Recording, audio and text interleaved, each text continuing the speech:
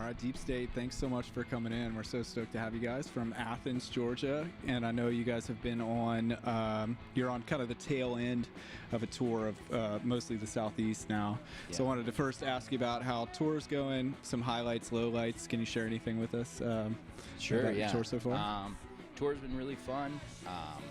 We decided to go deep south because we don't want to go anywhere cold or where it snows or is icy. But it's been freezing. It has been cold. We keep running into these cold fronts, which is ridiculous. But yeah, we kind of went deep south. Our van also has no insulation or anything, so we try and stay where it's warm if we can. But it's been really fun. Our friend John, our spirit guide, came along with us, so we have an extra person. It's a nice new audience for me because I like to retell my stories. But it's been good. Let's see. I'm going to start with the low light. Well, I think the low light and the highlight, personally, were basically the same thing.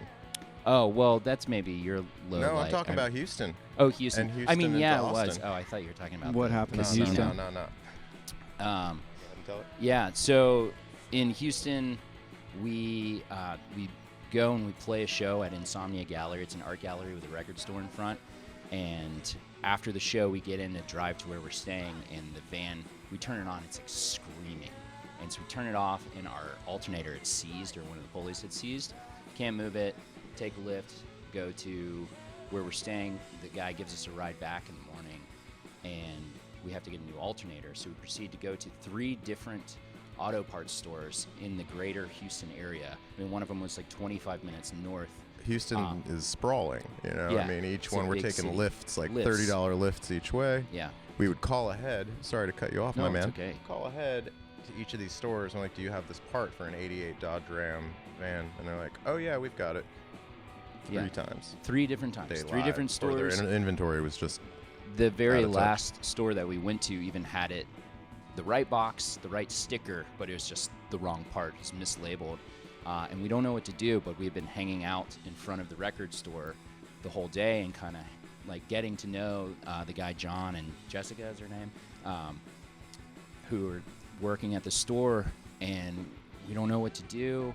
We end up making a bunch of connections with them through Athens. They know a lot of the same people, and we're trying to get to Austin that night, and Jessica says, here, take my new Toyota Corolla and drive it to Austin. I've known you for 3 hours, but like you can have my car. And we just shoved all of our guitars in the trunk and our sleeping bags and drove to Austin to like make it to the show and played at Chirp Charlie's, and it ended up being a great show. It was like a Friday night. Borrowed Played with some amps, really borrowed cool drums. Yeah, that band Sun June let us use all of their stuff. Yeah. It was incredible. It's just like, incredible. for me, it's like the low light of the tour because it's so, what's the word?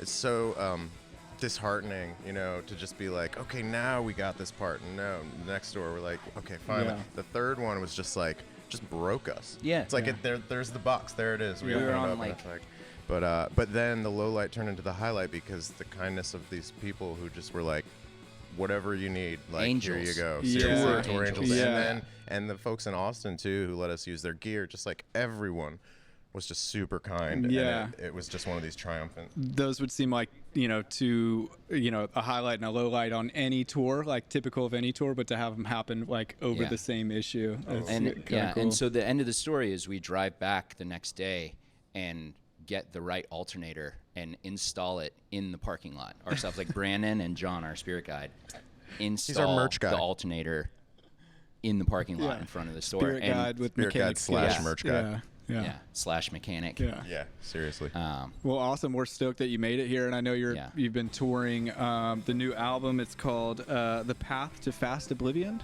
right? Mhm. Yeah. And so I wanted to ask about that particular album. I've read a bit about it, listened to it. I love it. You guys get lumped into this, garage rock, which I don't think is far off. But with garage rock, I know there's often people think of lyrically being like superficial or just like, hey baby, let's go on a date kind of lyrics, whatever. And but I know this album, it touches on some political topics, has political undertones and overtones, and so that's not maybe that unique, but I wanted to ask you just specifically about this album and the writing process. Did you find it like cathartic as sort of like escapism to get away from those problems to start like thinking about that stuff? Or was it, was the intention to write like a political album? Yeah, I think that when I write the lyrics, it's kind of to avoid escapism, if that makes any sense. I'd like to, when I'm writing about what have you, I like to take it head on. It is kind of about anguish at recent times and emotions. I mean, it deals with pretty raw emotions, and catharsis is a good word because that's kind of been our mission as a band, is to kind of like triumph in the face of, I guess, feeling bad about yourself or about other things. And this record kind of happened organically in my mind, and then basically I come with a sketch, I write a song, and then these guys make it technicolor basically. It like they fill out the song and make it real, and we didn't realize exactly what it was about specifically until we were mixing the album and listening back to it, and I realized there's a common thread about people that are irresponsible with their thoughts, their words, their actions. So it kind of touches on people being violent when they shouldn't be, people having a sense of entitlement when they shouldn't, people being unfair, but also kind of trying to understand why people feel that way, why people are doing harmful things. So that's kind of the Cliff's Notes version of what we were dealing with. Yeah, well, it sounds great, and I think escapism is, even if it's the approach lyrically is escapism, it fits because the music has a groove, and when you hear it live, people want to dance, and that's all good, So we are Void Magazine is a regional publication. We focus on North Florida arts and culture mostly. So I'm always interested to know when we have bands from other cities about their scene. So I wondered if you could, be the spokesperson for the Athens scene for a minute, and the spokespeople for that scene, and talk about what you like about what's going on in Athens right now. Well, Athens is, it's got a long and storied history, as a lot of people know. Yeah. But what's really cool about it is, like, that never stopped, and a lot of people only know it because of R.E.M, the B-52s, Elephant Six, whatever. But it just kept going, and there's so many great artists and great bands there all the time. And I think, especially with the college being there, UGA, there's a lot of turnover, which can be a bad thing, but I think in our case it's a good thing because there's also like a really solid like towny base, and so you've got a good mix of like the old school stalwarts in that, and then you've also got like new kids coming in, breathing life into it. Like if you don't, like, I personally, I'm one of these people that kind of I find the stuff that I love and I stick to it, but like living in Athens, I grew up in the Northeast, but living in Athens the past 7 years, it's like, it's kind of taught me to like stay abreast of like new stuff coming out. You know what I mean? I've like been listening to the same Teenage Fan Club record for the last like 30 years, but it's like, oh no, there's so many great new bands coming up in Athens. The Pink Stones, Lydia Brambilla, help me out here because I'm like blanking. There's so many. Nihilist Cheerleader. Oh, yeah. Blue Bodies is my favorite Athens rock band. I love them so much. Baby Tony and the Teenies are also my favorite Athens rock band. Rottweiler. Rottweiler. There's a good hardcore scene right now, like Rottweiler and Apparition, and basically any band Ollie or Jason Griffin are in. If they're not going to watch this. I can echo the sentiment.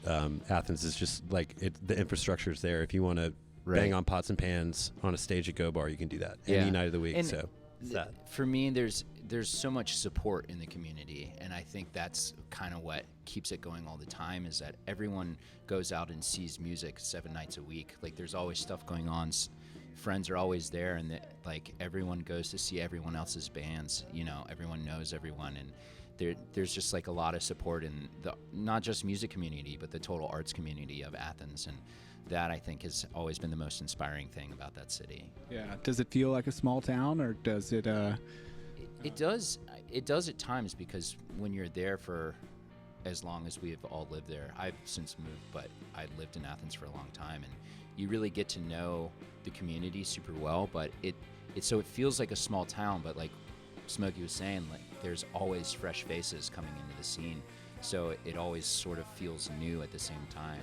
And yeah, it's fun to see these people that you've known for 10 or 15 years that you worked with at the Grit in like 2008 become friends with these 22-year-old kids that are just like on the scene, you know, but they, you know, it's a community and everyone, you know, is like into each other's stuff. Like people do rad things and people come out and support. I think there's an unspoken commitment to perpetuating something that's really awesome, and Athens has it, and people really don't want to let it go. It's not like anybody talks about it, but I think everyone realizes how fortunate they are to be able to do that. Place.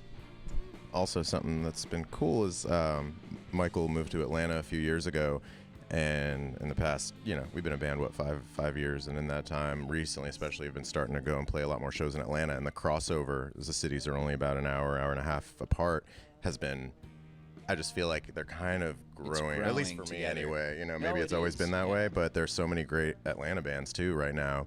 Rose Hotel, Omni, you know, whatever. I can only think of 2 bands in each city apparently. But yeah, no, it's great. It's really cool. Yeah. Well, thanks so much for coming down from Athens and Thanks for having us dropping on. by. And you can follow these guys on Instagram with 3 E's in Yeah. Deep 3 State. E's, yeah. The And word maybe slide deep into has their 3 DMs and E's. ask for some recs for Athens bands next time you're there. Oh, yeah, for sure. Thanks so much for coming by, guys. Thank you. Thank you. Yeah.